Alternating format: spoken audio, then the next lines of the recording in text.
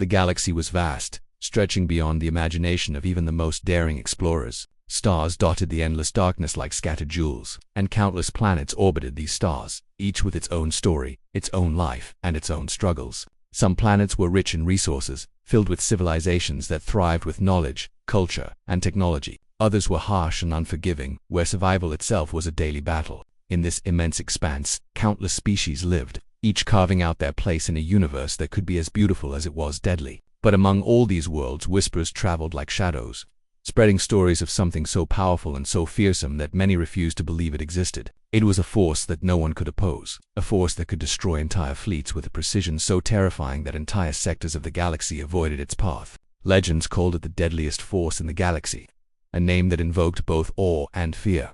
Most civilizations had never seen this force firsthand. Many dismissed it as myth, a story told to scare young cadets in military academies or to warn traders to stay away from certain regions of space. They said it was a force without mercy, a shadow that moved faster than anyone could track, striking when least expected and vanishing before its enemies could comprehend what had happened. Tales of planets being erased in moments, of entire fleets disappearing without a trace, circulated quietly among those who had survived encounters with it. Survivors spoke in hushed tones of the unstoppable precision, the cold logic, and the sheer overwhelming power. It was not just a military force, it was something more. Some believed it was a judgment, a force that intervened only when the balance of the galaxy was threatened. But no one could predict when or why it would act. Among the galaxy's countless systems, there were those that thrived in peace, their people ignorant or unconcerned with the dangers of the wider universe. They went about their lives, building cities, trading goods, and exploring the stars in small, cautious steps. But there were others, like the planet Toralis, where life had never been easy. Toralis was a small planet on the edge of a heavily contested sector,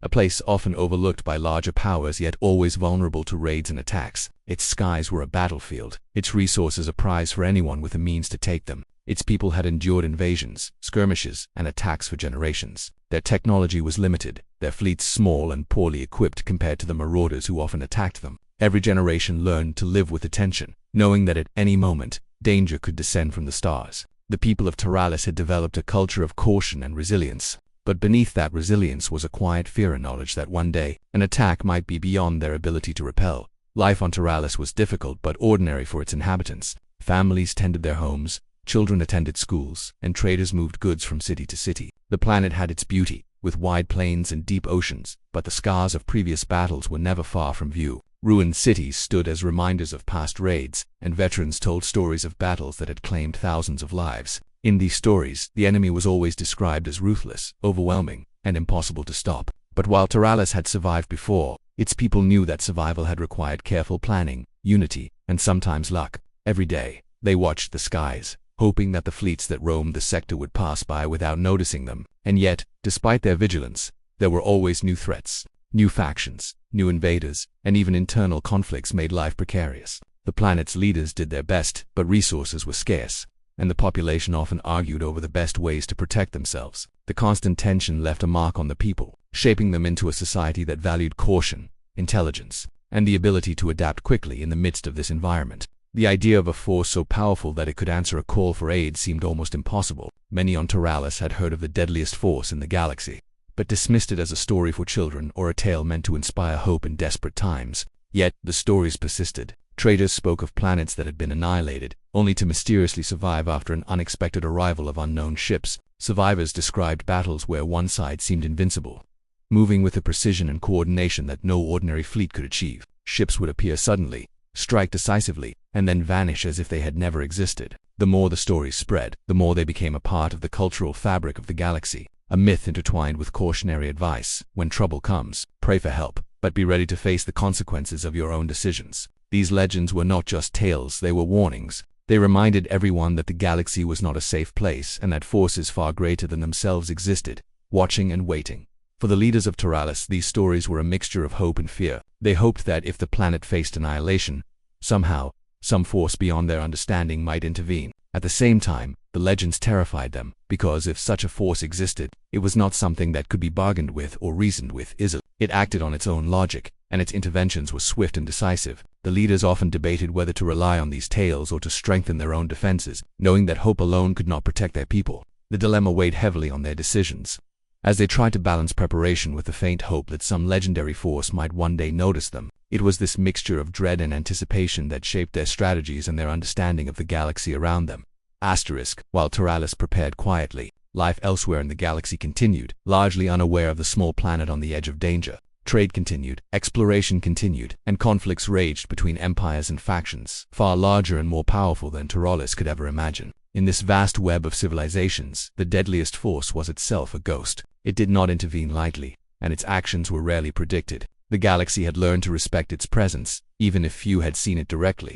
Its name alone was enough to change strategies, redirect fleets, and instill fear across entire sectors. It moved according to rules known only to itself, balancing power, punishment, and order in ways that no one else could understand. Civilizations that had once been bold or reckless quickly learned caution once this force entered their history, leaving behind tales of awe and terror that persisted for generations. On Turalis, however, the inhabitants remained largely ignorant of their proximity to the legendary forces that shaped the galaxy. They faced problems that were immediate and concrete: raids, resource shortages, political disputes, and the day-to-day struggle for survival. Their minds were occupied with what they could control, not with what lay beyond their reach. And yet, fate has a way of reaching even the most isolated corners of existence. The moment was coming when a desperate act, a simple call for help, would pierce the darkness of space and catch the attention of that legendary power. The people of Turalis could not have imagined what was coming, nor could they understand the magnitude of the event they were about to witness. What they knew was limited, their expectations constrained by their own experiences.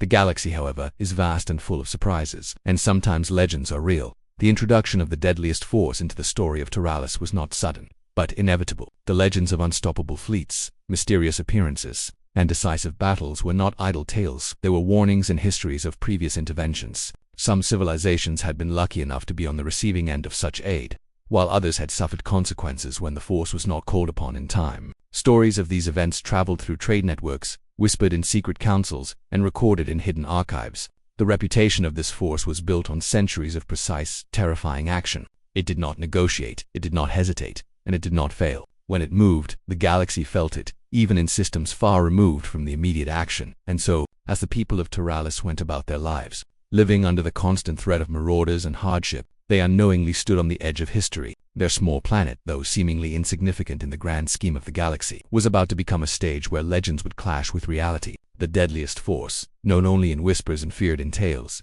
was about to answer a call for aid, a call sent in desperation, fueled by the knowledge that their own strength would not be enough to survive. What happened next would be remembered for generations, not just on Turalis but across the sector, as proof that even the smallest cries in the vastness of space could be heard by powers beyond imagination. The beginning of the story. It is about the contrast between ordinary life and legendary power, about the vulnerability of a small world and the awe-inspiring presence of forces beyond comprehension. It sets the stage for what is to come, creating tension and anticipation. The galaxy is immense and unpredictable, and even in its darkest corners, hope can emerge, sometimes from the most fearsome and unexpected sources. The legends are real, the danger is real, and the story of Turalis is about to collide with the unstoppable, precise, and terrifying might that the galaxy has only ever whispered about. It is in this delicate balance between fear, hope, and the unknown that the story begins, drawing the reader into a universe where survival depends not just on courage, but on the mysterious interventions of forces beyond mortal understanding.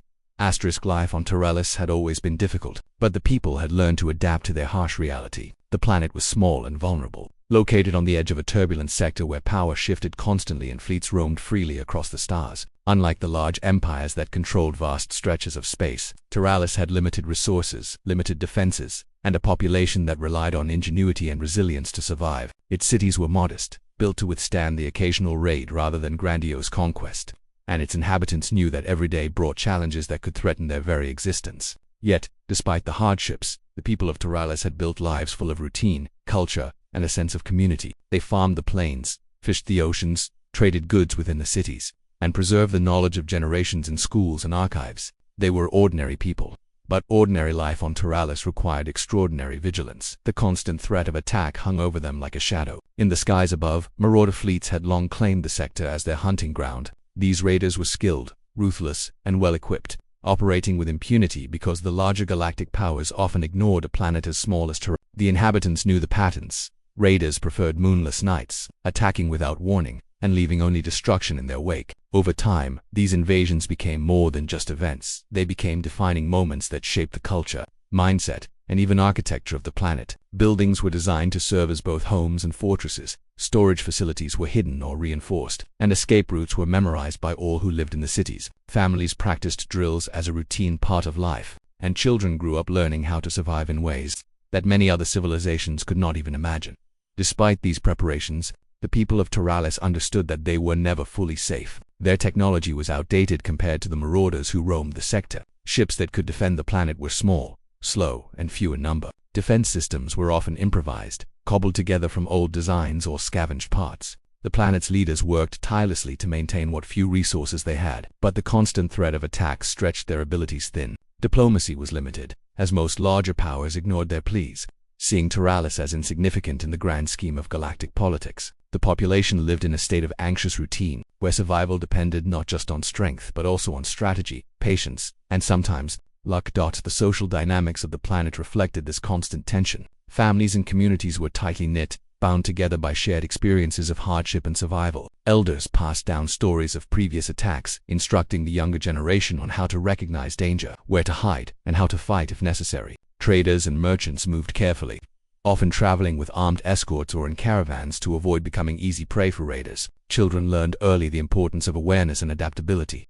Games often mirrored real-world strategies for defense, and schools incorporated lessons on resourcefulness and critical thinking alongside traditional subjects. The people of Taralis were cautious, resourceful, and resilient. But even the most resilient societies have their breaking points, and the threat looming over them grew stronger with each passing day. At the center of these challenges was the political leadership of Taralis, a council of elected officials who balanced governance, defense, and diplomacy. They were constantly under pressure, facing decisions that could mean the difference between survival and devastation. The council had to allocate scarce resources between rebuilding after raids, maintaining defense systems, and supporting the growing population. Every decision was weighed against the possibility of an impending attack, and internal disagreements often slowed their ability to act decisively. While some members advocated for caution, focusing on reinforcing defenses and conserving resources, others pushed for more aggressive strategies, suggesting preemptive strikes or the formation of alliances with neighboring systems. These debates were heated, reflecting the high stakes of life on Taralis, where the margin for error was razor-thin.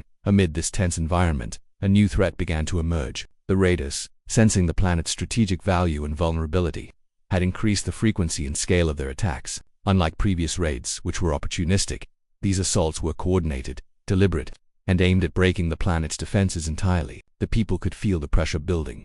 Communications were disrupted, supply lines were threatened, and entire towns faced evacuation. The council realized that their small fleet would be unable to repel a full-scale invasion. Fear gripped the population in a way that had not been felt for generations. As the realization set in that their ordinary precautions might no longer be sufficient, families who had survived previous raids found themselves doubting whether they could survive this one, and communities braced for the worst. It was in this atmosphere of desperation that the idea of calling for external help took shape. The council debated the risks and benefits of sending an SOS into deep space, aware that asking for aid could attract attention from unknown forces, some of which could be even more dangerous than the raiders. The decision was fraught with uncertainty. Would someone hear their call that would help arrive in time? And perhaps most importantly, could they trust the unknown power to act in their favor? In private meetings, leaders weighed the legends of the deadliest force in the galaxy, stories that were whispered across civilizations as both myth and cautionary tale. Some dismissed the stories as fantasy, arguing that reliance on legend could lead to complacency and disaster. Others argued that with their resources depleted and their defenses weakening, it was the only chance they had. Ultimately, the decision was made. A small, carefully crafted message would be sent, a call for aid that carried all the hope of an entire planet. Preparing the SOS was no simple task. The envoy selected to send a message faced incredible pressure, carrying not just the technology to transmit across vast distances, but the responsibility of the planet's survival. Every word, every detail, was chosen with precision to convey the urgency of the situation without attracting unnecessary attention from hostile forces. They encoded the transmission to ensure it reached beyond local communication networks, sending it into deep space where the legend said the deadliest force could detect it. The envoy knew that the message might never be answered, but the act itself was a statement of resilience. Taralis was not yet defeated, and they were willing to reach out to forces beyond their understanding to survive. The message became a lifeline, a fragile thread cast into the void, linking a small, desperate planet to powers that were said to be unstoppable. As the SOS traveled into the emptiness of space, life on Taralis continued under the shadow of uncertainty. Citizens went about their routines, schools continued, markets remained open, and families carried on. all while the threat of annihilation loomed above. Fear was balanced by a cautious hope, a belief that perhaps, somewhere out there, the stories of the deadliest force were true, that people clung to the idea that help could arrive, even if they could not predict its form or timing. And while they waited, the planet prepared itself in other ways, fortifying defenses, training militias, stockpiling supplies, and ensuring that if aid did not come, they would at least survive long enough to continue fighting. It was a delicate balance, an interplay of fear, strategy, and hope, that defined the early situation on Taralis. During this period, relationships between communities became even more critical. Neighboring towns coordinated evacuation plans, shared intelligence about raider movements, and organized joint defense efforts. Trust and collaboration became essential survival tools. At the same time, internal tensions tested the unity of the planet. Disagreements over resource allocation, differing strategies for defense, and fear-induced panic occasionally threatened to fracture the society. Leaders worked tirelessly to maintain cohesion, knowing that internal conflict could be just as dangerous as the external threat. The people of Taralis learned that survival required more than individual courage. It required collective effort, shared sacrifice, and unwavering resilience. The early situation on Taralis also revealed the character and ingenuity of its people. Engineers and scientists worked around the clock to repair damaged systems, invent improvised defenses, and optimize the planet's limited technology. Farmers and laborers adapted to the disruptions caused by raids, ensuring that food and essential supplies continued to reach those in need. Merchants and transporters navigated the dangerous environment to maintain trade routes, often risking life and limb to ensure the survival of their communities. Even children contributed in small ways, learning skills, following drills, and understanding the importance of vigilance. Every individual became part of a larger effort to withstand the looming threat, creating a culture of resourcefulness and endurance that had been honed over generations of adversity. As the days passed, the tension mounted, raider activity intensified, and minor skirmishes tested the planet's defenses. Citizens watched the skies with increasing anxiety, wondering if this would be the raid that finally overwhelmed them. Each day was a mixture of hope and fear: hope that their call for aid might reach a powerful ally, fear that it might not arrive in time. The people of Taralis had entered a period of heightened awareness, a time in which every decision could affect their survival. And in this crucible of stress, courage emerged in unexpected places. Ordinary citizens performed heroic acts to protect their communities. Leaders made bold choices to reinforce defenses, and even the youngest members of society learned lessons about resilience, sacrifice, and determination. This was the reality of Taralis, a planet on the edge, a society that had survived for generations despite overwhelming odds, and a world about to face a turning point that would change its history forever. The early situation on Taralis is defined by a delicate balance of fear, strategy, hope, and resilience. It is a story of ordinary people living under extraordinary pressure, a planet preparing for events beyond their control, and a society forced to confront both external threats and internal tensions. It is within this crucible that the stage is set for the arrival of something legendary, a force that could answer a cry for help and reshape the destiny of an entire world. The people of Taralis, in their vigilance, courage, and determination, represent the small yet vital threads of hope that connect ordinary life to extraordinary intervention. Their early situation is not only a test of survival but also a prelude to events that will demonstrate the scale, precision, and terrifying power of the deadliest force in the galaxy. The days that followed the sending of the SOS were tense beyond anything the people of Taralis had ever experienced. Even though the message had vanished into the vastness of space, its presence hung over the planet like an invisible thread connecting them to powers they could only imagine. The citizens tried to continue their daily lives, tending farms, teaching children, repairing infrastructure, and managing trade.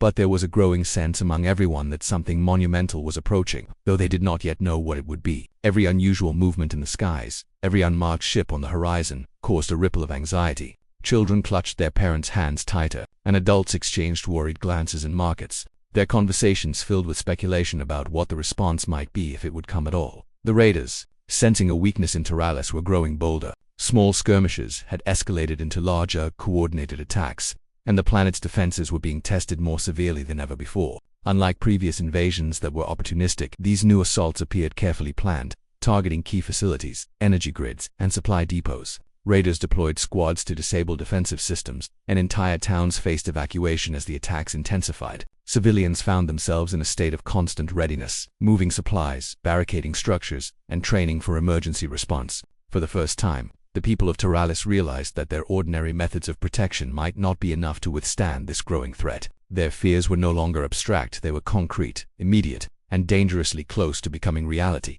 The leaders of the planet faced immense pressure. The council convened daily, deliberating over each development, seeking the best way to respond to the escalating assaults. Every choice was fraught with risk, as sending out defensive squads could leave other areas exposed, while conserving forces might allow raiders to strike deeper into the planet's core systems. They debated whether to attempt negotiations with the marauders or focus entirely on defense. Some council members argued for bold action, suggesting that a display of force might deter further attacks, even if it meant risking lives. Others were more cautious, insisting that the population's safety had to come first and that conserving resources was critical. This tension within the council mirrored the anxiety across the planet. Every decision carried immense weight, as failure could lead to catastrophic loss. Meanwhile, on the streets and in the communities, ordinary citizens were stepping into roles that demanded extraordinary courage. Volunteers were organizing militias, training in whatever weapons and tactics were available, and scouting the skies for early signs of attack. Farmers and laborers adapted quickly,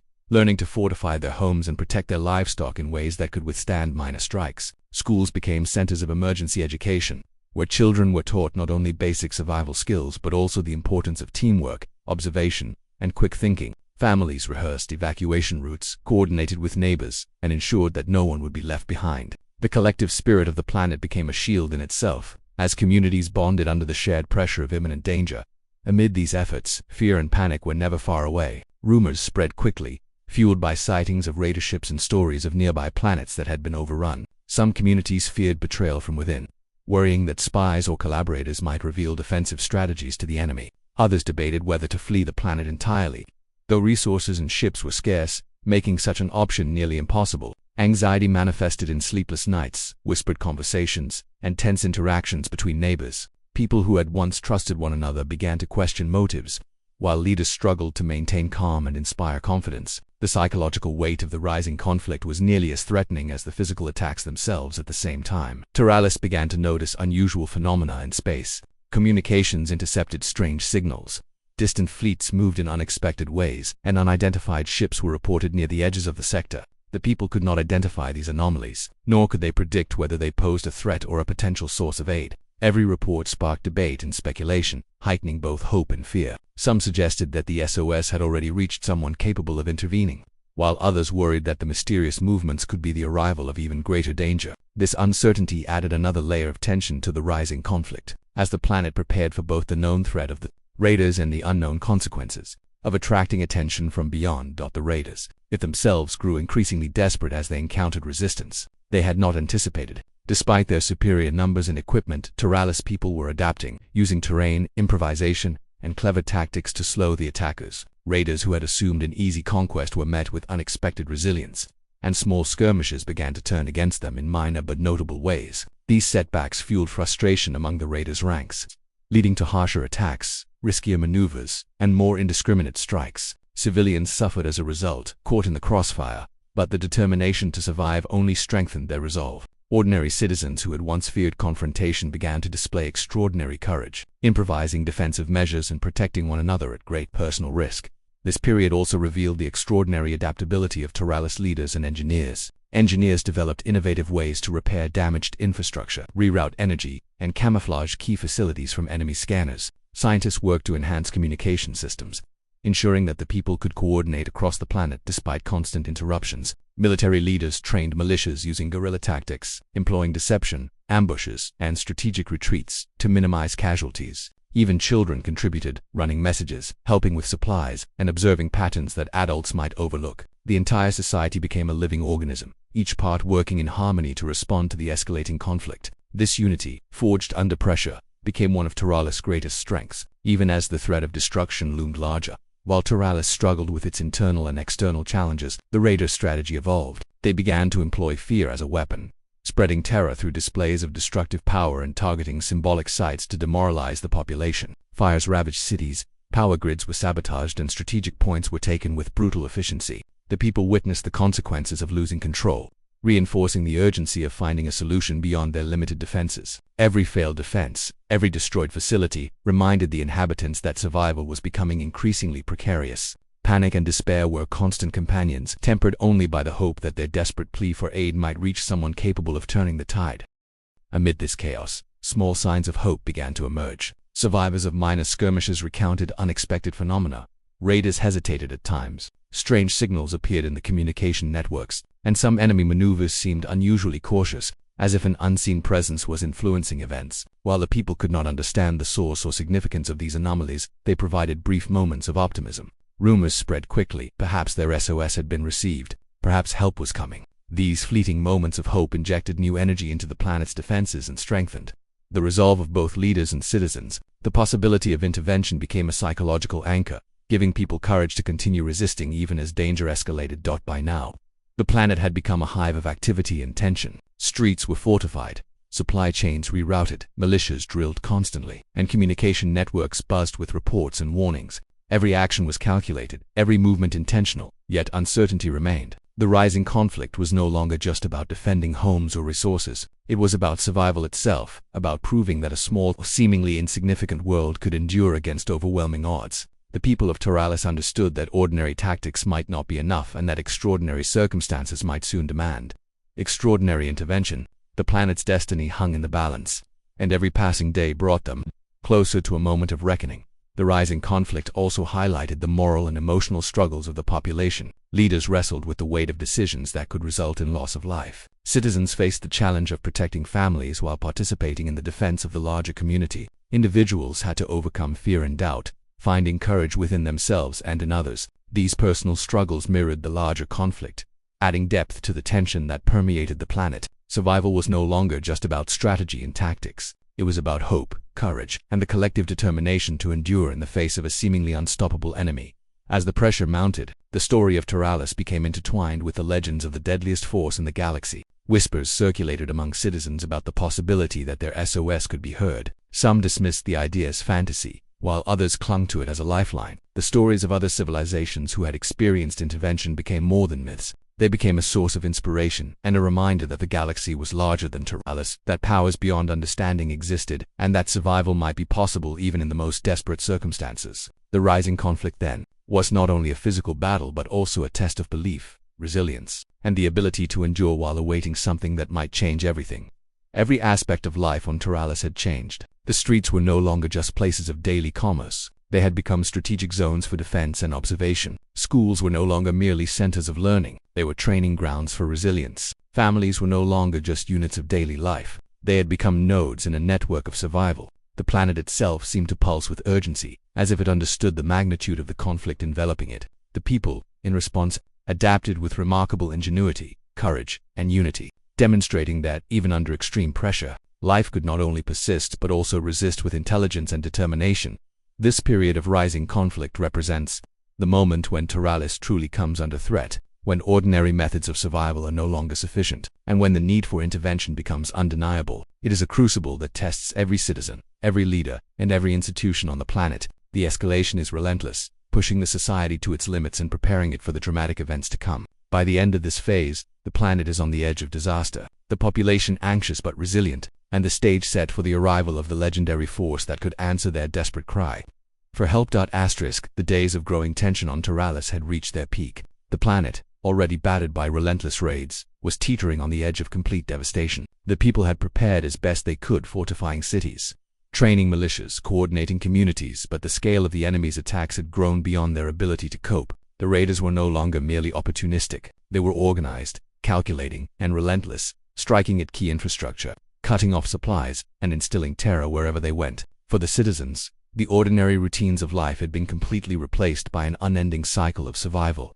and the looming threat felt larger than the planet itself. Every day brought a new wave of fear, yet also an unspoken hope that perhaps, beyond the void, some force might be listening to their desperate calls. The Council, which had guided the planet through earlier challenges, now found themselves facing decisions that weighed like mountains. Supplies were dwindling, defensive systems were failing, and morale was strained. Some members suggested surrender or negotiation, arguing that the people's lives were at stake and that further resistance might provoke total annihilation.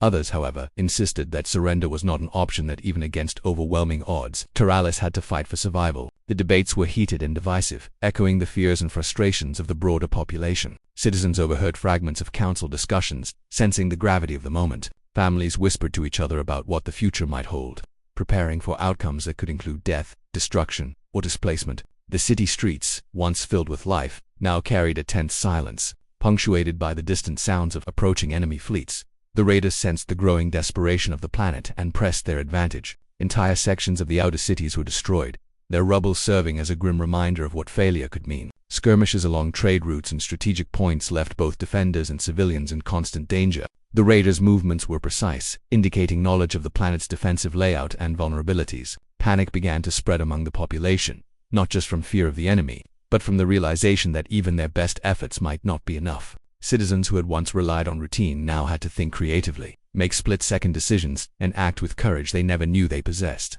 The people of Teralis were being tested in ways they had never anticipated, and the stakes could not have been higher amid this chaos. Small, strange occurrences began to catch attention across the planet. Unusual signals appeared on communication channels, almost imperceptible anomalies that did not match known technology or radar patterns. Ships appeared on the horizon, moving with precision and speed unlike anything the locals had ever seen. Though they disappeared before close observation was possible, some observers claimed to notice patterns in the raiders' behavior, hesitation at moments when the attacks should have been unstoppable, confusion among ranks, and signs of retreat in places where they had previously been aggressive. For the people of Teralis, these subtle signs were puzzling and terrifying, yet they also ignited a small spark of hope. Could it be that their desperate source had been noticed? Could a force of unimaginable power be approaching? The tension reached its zenith during one of the largest assaults the planet had yet faced. The raiders had coordinated a strike against the planet's central energy hub, knowing that its destruction could cripple both defensive capabilities and civilian life. As their fleet descended in overwhelming numbers, panic spread among the population. Citizens ran through streets filled with smoke and debris, huddling in reinforced buildings or natural shelters. Militias attempted to resist with what little firepower they possessed, but the raiders' sheer numbers and tactical coordination left them outmatched. For hours, the planet seemed to teeter on the edge of annihilation. The air filled with the sounds of battle, the screams of those caught in the crossfire, and the ever-present fear that the planet's story might end in ruin. Every heart on Teralis felt the weight of despair, the realization that they were staring at the breaking point of existence. Yet it was precisely at this moment, when hope seemed all but extinguished, that the legend they had whispered about for generations made itself known. Across the void, a fleet appeared unmistakable in its composition, movement, and energy signature. It was unlike any force Teralis had ever encountered, and even the raiders could not hide their astonishment. Ships moved with perfect synchronization, faster than anything the planet's people or attackers had seen. Their presence carried an aura of inevitability, a silent assertion that resistance was pointless. The citizens watched, mouths open, as the fleet approached with an intensity that was both terrifying and awe-inspiring. For the first time, the legend of the deadliest force in the galaxy became undeniable. As reality surpassed myth in both scale and impact, the raiders, previously confident and aggressive, were the first to feel the consequences. Their formations, once tightly coordinated, faltered under the precision and efficiency of the arriving fleet. Ships were neutralized in seconds, strikes executed with a precision that left no room for error or escape. For the first time, the raiders experienced true panic. Their own confidence shattered as they realized the force arrayed against them was beyond comprehension. Leaders barked orders that were ignored or rendered useless by the swift intervention. Some ships attempted retreat, only to be intercepted and neutralized before reaching safety. It was a display of power that the galaxy had only seen in legends, and the people of Teralis could hardly believe their eyes. The moment was cataclysmic, marking the breaking point not for the defenders of Teralis but for their attackers. The citizens' reactions were a mix of fear, awe, and relief. Families clung to one another, eyes fixed on the sky, witnessing a force that seemed both alien and godlike in its precision. Militias paused their desperate resistance to watch the unfolding events, recognizing that the intervention had shifted the balance entirely. Children, though frightened, stared in wonder, understanding that the stories their elders had told, the myths of an unstoppable power, were now real. It was a moment where hope and terror collided, where the ordinary people of a small planet realized that survival might come from forces beyond their comprehension. In those tense hours, the narrative of Teralis transformed from a story of struggle and despair into one of awe-inspiring salvation. The breaking point was not just about the confrontation in the skies, it was also about the internal realization that ordinary means were insufficient and that the universe held powers capable of altering fate in a single moment. Citizens, leaders, and militias alike were forced to reconcile their experiences with the legends they had heard. The stories of planets saved, fleets destroyed, and battles won with unimaginable efficiency. It was a moment of learning, of humility, and of recognition that survival sometimes depends not solely on human effort but on forces that operate on scales and logics beyond mortal understanding. Teralis, for all its resilience, had reached the edge of its capabilities, and the intervention of the deadliest force had arrived at exactly the right moment.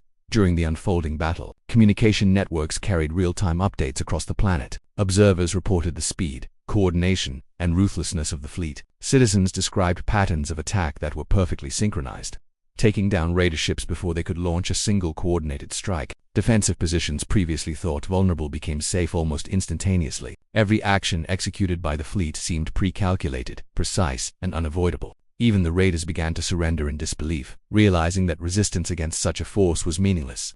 Panic, despair, and hopelessness overtook their ranks, and those who had moments earlier felt invincible now fled in disorder. The breaking point, therefore, was not a single moment but a cascade, a realization that the attackers' dominance had ended, a surge of hope for the defenders, and the undeniable display of an overwhelming, legendary force.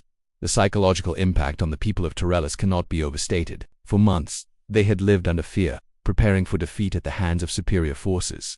Now, they watched as myths became reality, or mixed with terror as the deadliest force systematically dismantled the enemy. Survivors felt a mixture of relief and disbelief. Their prayers, desperate as they were, had been answered in a way that surpassed imagination. Even those who had doubted the legends found themselves humbled, overwhelmed, and inspired. The breaking point, then, was both a literal turning point in battle and a metaphorical one for the people, a moment where despair transformed into hope, where ordinary citizens witnessed extraordinary power, and where the destiny of their planet began to shift dramatically. Yet, amid the awe and relief, the people of Tyrellus understood that the intervention came with weighty implications. The fleet did not linger unnecessarily. It did not speak, negotiate, or offer comfort. Its actions were precise, efficient, and uncompromising. The raiders were eliminated or incapacitated, and the planet's immediate survival was secured. But the presence of such power carried an unspoken warning. Citizens realized that the universe was larger, more powerful, and more unpredictable than they had imagined.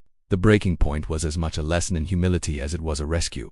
The deadliest forces in the galaxy act on their own terms, and even survival sometimes comes with the understanding that they move with logic beyond human comprehension. The people of Tyrellus absorbed this truth with a mixture of gratitude, fear, and awe, recognizing that the intervention had saved them, but also that it reminded them of the precarious nature of existence in a vast, indifferent galaxy. The aftermath of the breaking point saw the planet entering a cautious calm. Civilians emerged from shelters, assessing the damage, helping one another, and tending to the injured. Militias and leaders quickly shifted from immediate defense to restoration and coordination. The raiders' fleets had been decimated, leaving no immediate threat, but the lessons of the moment were etched into every citizen's mind. Stories of the fleet's arrival spread quickly, shared in hushed conversations, recordings, and drawings, capturing not just the technical brilliance of the intervention but the emotional impact of witnessing overwhelming power. The breaking point had transformed Tyrellus. It was no longer just a planet struggling for survival. It had become a place that had witnessed legends come to life.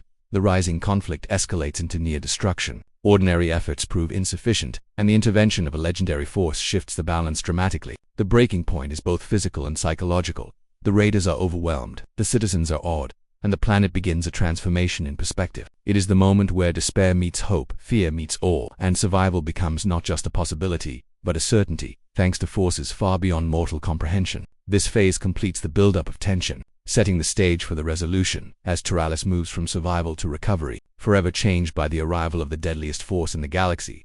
The chaos that had gripped Tyrellus for months began to settle slowly after the arrival and intervention of the legendary fleet.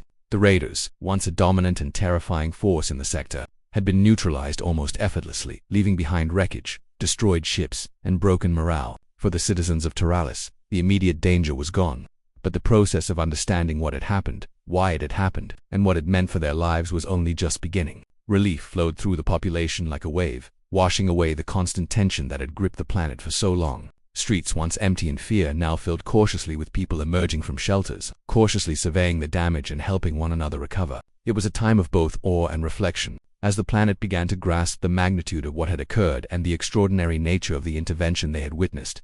For the survivors, the first task was recovery. Buildings that had been damaged in raids needed to be repaired. Supply chains had to be restored, and essential services restarted. Engineers and workers moved quickly, improvising solutions with the limited materials at hand, repairing bridges, restoring power grids, and making temporary shelters for those who had lost their homes. The planet's militias, which had been exhausted from prolonged defense, began to assist civilians in rebuilding and maintaining order. People moved with a combination of exhaustion and determination, aware that although the immediate threat had passed, the process of restoring their lives would be long and challenging. Each act of repair, each contribution to recovery, that became a testament to the resilience and adaptability of the people of Tyrellus, who had endured months of fear and destruction.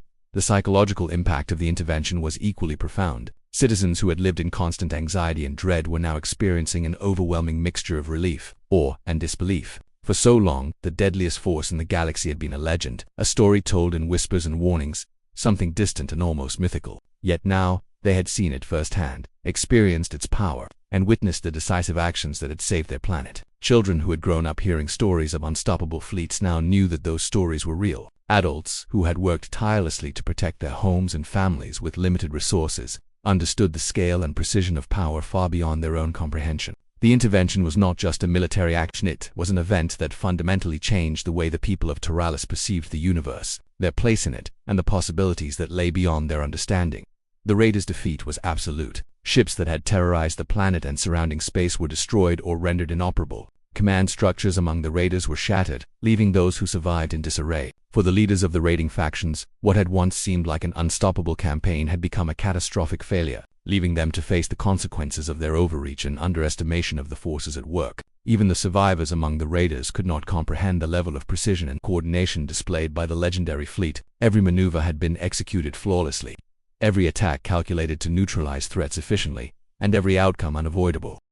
The people of Taralis, though relieved, could not help but feel a mixture of fear and respect for a force that operated on a scale and with a capability that far surpassed anything they had encountered.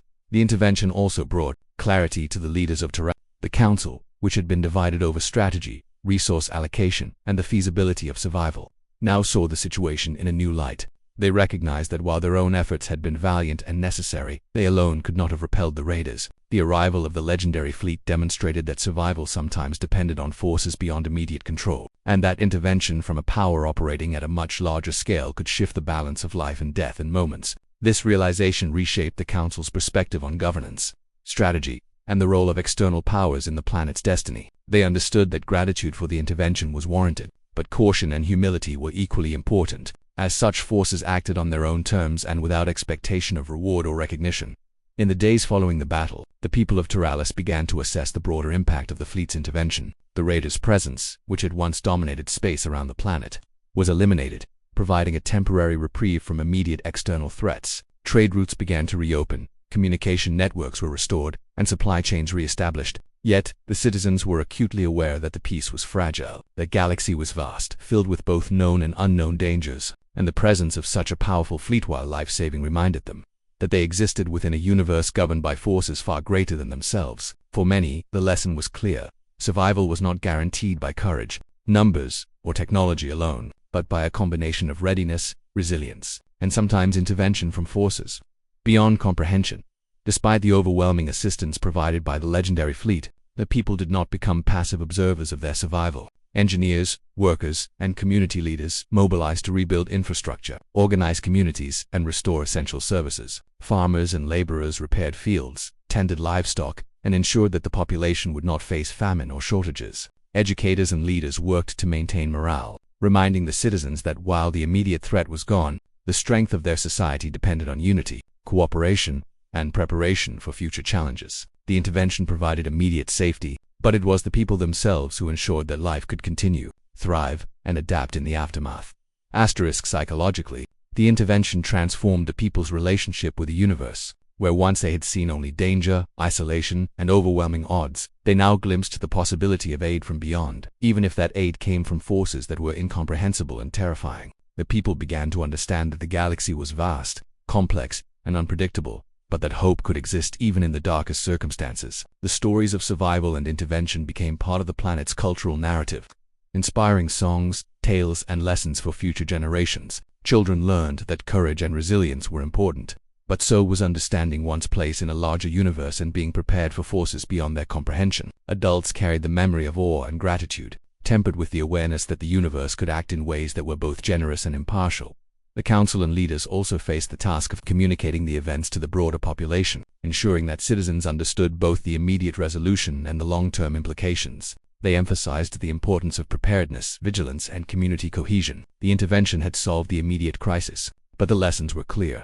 Threats would continue to emerge, and the people of Taralis had to remain adaptable, resilient, and capable of acting collectively. Leaders organized forums, councils, and educational sessions to instill these principles, making sure that the population not only celebrated survival but also internalized the wisdom gained from their ordeal. This period of reflection and instruction became as important as the immediate recovery, preparing the society for future challenges and reinforcing the values that had enabled them to endure so far. While there was relief and celebration, there was also grief for those lost during the raids, destruction, and chaos. Families mourned loved ones, communities rebuilt in the shadow of destruction, and the planet as a whole faced the reality of the costs of survival. These emotions were intertwined with gratitude for the intervention, creating a nuanced understanding of what had occurred. The legendary fleet had acted decisively and efficiently, saving countless lives, but the cost of prior months of conflict remained. The people of Taralis learned to balance celebration with remembrance, understanding that survival is rarely without sacrifice, and that extraordinary events often carry both benefits and burdens.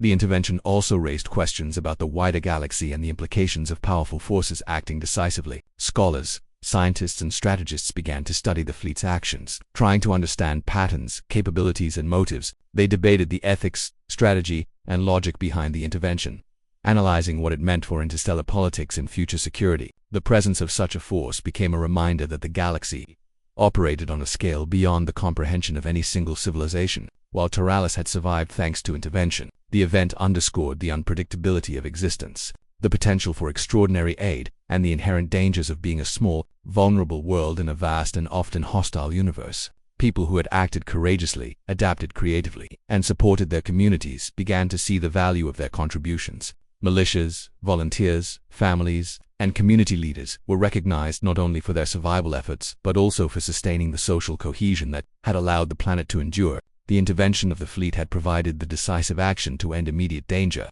but the people of Taralis understood that their collective effort had been essential to making the intervention effective. Without their readiness, adaptability, and courage, the outcome might have been very different. The resolution, therefore, it was a shared success. It was both the result of legendary power acting decisively and ordinary people rising to meet extraordinary circumstances. The psychological and social transformation that occurred during the resolution phase was profound. Citizens gained a renewed sense of community, strengthened bonds with one another, and developed a deeper understanding of resilience, cooperation, and courage. Stories of the intervention became a part of the cultural fabric, retold in homes, schools, and public gatherings. The population became more vigilant, more adaptive, and more aware of the precariousness of life in the galaxy. At the same time, they retained the awe and respect inspired by the Deadliest force, understanding that survival sometimes depends on powers beyond their control, and that the universe operates on scales and logics far beyond human comprehension. This duality, self-reliance combined with recognition of greater forces, became central to the identity of the people of Taralis. Taralis was no longer the same planet it had been at the beginning of the story. It had survived annihilation, endured months of conflict, and witnessed events that defied imagination. The immediate danger had passed, but the lessons of courage, resilience, preparation, and humility remained. The population had learned that survival is both a personal and collective responsibility, that even the most terrifying threats can be overcome with determination, and that sometimes extraordinary intervention is possible when hope persists. The resolution was both practical and symbolic. The planet was safe for the moment, society was rebuilding, and the people had gained wisdom that would guide them for generations. The dust had begun to settle over, but the echoes of the conflict and the arrival of the legendary fleet reverberated through every corner of the planet. The citizens, who had lived for months under constant threat, were now free from immediate danger. Yet they were changed in ways that went far beyond the physical damage to buildings or ships. They had witnessed something extraordinary, a force so powerful and precise that it altered their understanding of the universe, of their place within it, and of what it meant to survive against overwhelming odds. People emerged cautiously from their shelters and makeshift homes, looking at a world that was both familiar and entirely new. The skies, once filled with fear, now carried a sense of possibility, tempered with the awe and respect inspired by the fleet's arrival. It was a time of quiet reflection. As the inhabitants of Taralis began to process the enormity of what had occurred, families reunited slowly. Some were overjoyed to find their loved ones safe. Others mourned those who had been lost in the chaos of raids and battles. Communities came together, sharing resources, providing comfort, and supporting those whose homes and livelihoods had been destroyed. The sense of shared survival forged bonds that were stronger than any before. Neighbors who had once argued over minor issues now cooperated seamlessly to rebuild homes, repair infrastructure, and ensure the safety of everyone in the community. The experience of enduring months of fear and then witnessing intervention by an unimaginable force left an imprint on the collective psyche. gratitude, or relief, and a renewed sense of purpose intertwined in ways that were difficult to express. Yet everyone felt them deeply.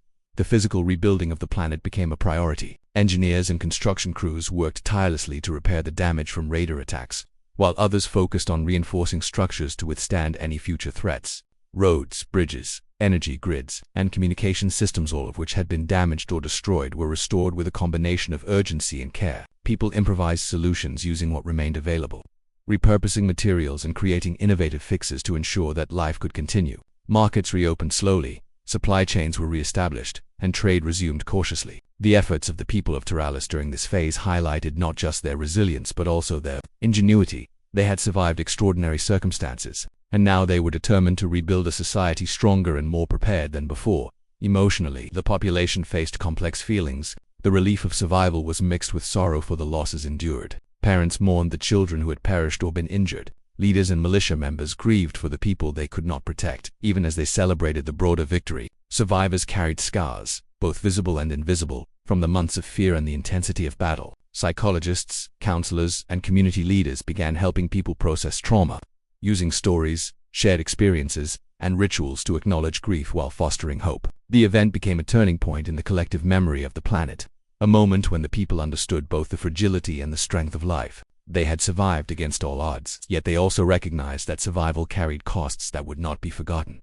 The arrival of the legendary fleet remained a focal point of reflection. Citizens debated, speculated, and wondered about the intentions, motivations, and capabilities of the forces that had intervened. Some argued that the fleet was impartial, acting purely to maintain balance in the galaxy or respond to SOS signals wherever they appeared. Others believed that the fleet operated according to its own code of justice, punishing those who overstepped and protecting those who were at risk. Children asked endless questions, eager to understand the fleet's power and nature, while adults wrestled with the enormity of what they had seen. Legends that had seemed distant and fantastical were now real, tangible, and undeniable. The people began to incorporate these lessons into their understanding of the universe, recognizing that survival and fate could be influenced by forces far beyond their comprehension. Culturally, the events of the conflict and the intervention reshaped Taralis. Artists, storytellers, and historians began recording the events, capturing not just the facts but also the emotions, awe, and moral lessons. Songs were written, murals painted, and stories told to ensure that future generations would understand the extraordinary circumstances that had unfolded. Schools incorporated lessons not only about survival and resilience but also about the larger universe, the potential for help from powerful allies, and the importance of courage and preparation. The people understood that the events of the past months were both a warning and an inspiration, a reminder that even in a vast, dangerous galaxy, hope could exist when combined with determination and the intervention of forces beyond mortal comprehension. The Council, which had guided the planet through the crisis, reflected deeply on their decisions and leadership. They realized that their efforts, while necessary and courageous, had been only part of the equation. The intervention by the legendary fleet had been decisive, yet the people's resilience and cooperation had made that intervention effective. Leaders began to implement reforms to strengthen governance, communication, and defense, ensuring that the society would be better prepared for future threats. They also emphasized humility, teaching the population that survival sometimes depends on powers beyond understanding, and that recognition of such forces should coexist with preparation, responsibility, and vigilance. The Council's reflection became a framework for future decisions, balancing human agency with acknowledgement of greater forces at play in the universe. Militias and defense organizations underwent similar reflection. Soldiers, strategists, and volunteers who had risked their lives during the raids reviewed their actions, learning from successes and failures alike. They analyzed how ordinary resilience could complement extraordinary intervention, how preparation and adaptability could enhance the effectiveness of outside help, and how future strategies might incorporate lessons from the fleet's arrival. The experience reshaped military culture on Taralis, embedding a sense of caution, respect for superior forces, and appreciation for human initiative. These lessons would influence defense strategies for generations, ensuring that Taralis remained vigilant, resourceful, and adaptive in a galaxy full of uncertainty. The people of Taralis also faced philosophical reflection. Questions arose about fate, luck, and the nature of power in the universe. Citizens debated whether the intervention was random, a response to a universal code, or a conscious choice by an intelligence beyond comprehension. Religious and spiritual communities interpreted the event as a divine or cosmic intervention, reinforcing faith and belief systems. Scientists sought to understand the fleet's technology, movement, and coordination, attempting to extract lessons that could be applied to future defense or exploration. The event inspired deep thinking about the nature of survival, the scale of the galaxy and the possibilities that existed beyond known borders, it became clear that Taralis was part of a larger narrative, one in which ordinary lives intersected with extraordinary forces, shaping history in ways previously unimaginable. Communities began implementing practical measures inspired by the experience. Emergency drills became more sophisticated, communication systems were upgraded, and strategic stockpiles were established. Education emphasized adaptability, observation, and collaboration, preparing future generations to respond to threats both known and unknown. Leaders encouraged exploration and understanding of the wider galaxy, believing that knowledge of potential allies, dangers, and cosmic forces was essential for long-term survival. The reflection phase was as much about preparing for the future as it was about processing the past. Taralis had survived, but its people understood that the galaxy remained vast, unpredictable, and full of challenges, and that awareness, readiness, and unity were crucial to navigating that reality. Emotionally, the citizens experienced a mixture of empowerment and humility. They were proud of their own courage, adaptability, and collective effort, recognizing that these qualities had complemented the intervention and ensured survival. At the same time, they felt awe and reverence for the fleet's power, understanding that even the strongest civilizations might be vulnerable without help from extraordinary forces. The balance of self-reliance and acknowledgement of higher power became central to the cultural identity of Taralis. People learned to celebrate their achievements while respecting the forces beyond comprehension, understanding that survival in the galaxy often involves both human effort and cosmic circumstance. Stories of heroism, sacrifice, and courage became central to reflection. Individuals who had risked their lives to protect neighbors, maintain supply lines, or defend key infrastructure were honored, their actions forming a living legacy. Families shared narratives of resilience, teaching children about bravery, cooperation, and the importance of community. These personal stories complemented the broader narrative of intervention, providing a human perspective on survival and emphasizing that extraordinary events often involve ordinary people acting with courage and determination. Reflection became a tool for education, inspiration, and societal cohesion, reinforcing the values that had sustained Taralis through the crisis. The aftermath also prompted reflection on responsibility and vigilance. Citizens recognized that the fleet had acted decisively but without warning, and that their survival had depended in part on timing, circumstance, and the fleet's independent decisions. This awareness instilled a sense of humility, teaching the population that while intervention can save lives, it is not guaranteed and cannot replace preparation, strategy, and resilience. People developed a more nuanced understanding of risk, agency, and the limits of control, realizing that the universe operates on scales far larger than their immediate concerns, but that thoughtful action and community cooperation remain vital in the long term. The reflection phase inspired a vision for the future of Taralis. The planet's leaders, scholars, and citizens understood that survival in a dangerous galaxy required both vigilance and openness to extraordinary possibilities. Cultural, educational, and scientific initiatives were launched to ensure that future generations would be prepared for threats, knowledgeable about cosmic forces, and capable of contributing to the planet's defense and prosperity.